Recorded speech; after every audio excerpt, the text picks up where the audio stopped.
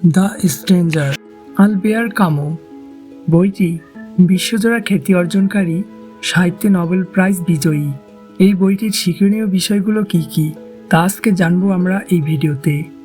দ্বিতীয় বিশ্বযুদ্ধ তখন প্রায় শেষ, তখন এই বইটি প্রকাশিত হয়, আর প্রকাশিত হয়েই সারা বিশ্বে সাড়া ফেলে, আর বিশ্বব্যাপী খ্যাতি অর্জন করার জন্যই এই বইটি নোবেল প্রাইজ বিজয়ী হয়।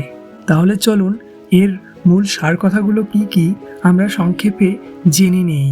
নাম্বার 1, জীবনের অযৌক্তিকতা। মানুষ অর্থ খোঁজে, কিন্তু বিশ্ব নিরপেক্ষ ও অর্থহীন। এই সংজ্ঞাতই অ্যাবসার্ড। নাম্বার 2, সমাজের প্রত্যাশা পূরণ না করলে শাস্তি। মার্সো তার মায়ের মৃত্যুতে কাঁদেনি বলে সমাজ তাকে অমানবিক মনে করে। আবেগের প্রদর্শন না করলে সমাজ তোমাকে আউটসাইডার বানায়। নাম্বার 3, আবেগের চেয়ে বাস্তবতা ও শারীরিক অনুভূতি গুরুত্বপূর্ণ। মার্সো সূর্যের তাপ, সমুদ্র, খাবার এবং যৌনতার মতো শারীরিক অভিজ্ঞতায় বেশি মনোযোগী। জীবনের অর্থ এখানেই খুঁজে পাওয়া যায়। নাম্বার 4, সততা ও স্বাধীনতা। সামাজিক রীতিনীতি বা মিথ্যে আবেগ দেখিয়ে নিজেকে বদলানোর চেয়ে সত্যিকারের নিজের মতো থাকা উত্তম। নাম্বার 5, মৃত্যুর অনিবার্যতা। সবাই মরবে, এই সত্য মেনে নিলে জীবনের ছোট ছোট আনন্দগুলোকে আরও মূল্যবান মনে হয়। নাম্বার 6, ধর্ম ঈশ্বরের অসারতা। মার্সো ঈশ্বর বা পরকালে বিশ্বাস করে না।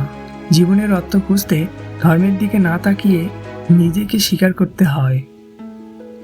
নাম্বার 7, মানুষের নিঃসঙ্গতা ও বিষণ্ণতা। আমরা সবাই কম বেশি আউটসাইডার, সমাজের সাথে পুরোপুরি মিশে যাওয়া সম্ভব নয়। নাম্বার 8, সুযোগ ও দৈবের ভূমিকা। জীবন অনেকটা এলোমেলো ঘটনার সমষ্টি। একটা সূর্যের আলো বা সামান্য ঘটনা জীবনকে বদলে দিতে পারে। নাম্বার 9, বিচার ব্যবস্থার ভণ্ডামি। আদালত আসল অপরাধের চেয়ে আসামির ব্যক্তিত্ব, আবেগ ও সমাজের সাথে মানানসইতা বিচার করে বেশি। নাম্বার 10, অর্থহীনতা মেনে নিয়ে পূর্ণ জীবনযাপন। শেষে মার্সো বিশ্বের নিরপেক্ষতা মেনে নিয়ে শান্তি পায়। আমি খুশি ছিলাম, এই স্বীকৃতি মুক্তির চাবিকাঠি। পরিশেষে সার কথা হলো, কামু এই বইয়ে দেখান যে জীবনের কোনো পূর্বনির্ধারিত অর্থ নেই। আমাদের দায়িত্ব হলো এই যৌক্তিকতাকে স্বীকার করে সততার সাথে বর্তমানকে উপভোগ করে বাঁচা। সমাজের নিয়মের বাইরে থাকলেও নিজের সত্যের প্রতি অনুগত থাকা সম্ভব। মূলত এটি একটি দার্শনিক উপন্যাস, পড়লে মনের গভীরে নাড়া দেয়। এই পয়েন্টগুলো বইয়ের মূল থিমগুলোকে ধরে রেখেছে। আশা করি ভিডিওটি আপনাদের অনেক ভালো লেগেছে, আর ভালো লাগলে অবশ্যই ভিডিওটি একটি লাইক এবং চ্যানেলটি সাবস্ক্রাইব করে দিন। সবাইকে ধন্যবাদ।